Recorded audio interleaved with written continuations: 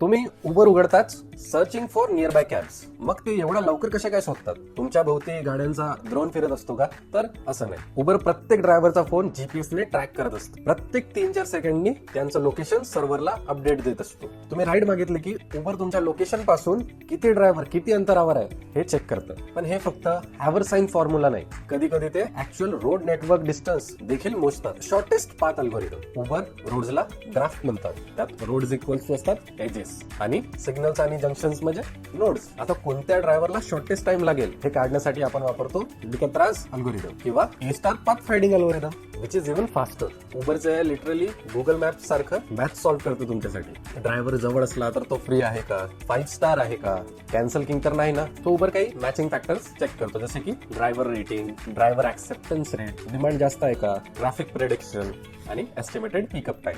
हे सगळं 0.2 सेकंदात होतं आणि ज्याचं मॅचिंग स्कोर सर्वोत्तम असेल तो ड्रायव्हर तुमच्याशी ऑटो असाइन होतो. म्हणजे उबर ओला हे फक्त ऍप नाही, जीपीएस, मॅथ्स, अल्गोरिदम्स, एआयचं मोठं इंजिनिअरिंग आहे. अशाच टेक फॅक्ट साठी फॉलो करा इंजिनिअरिंग मराठी.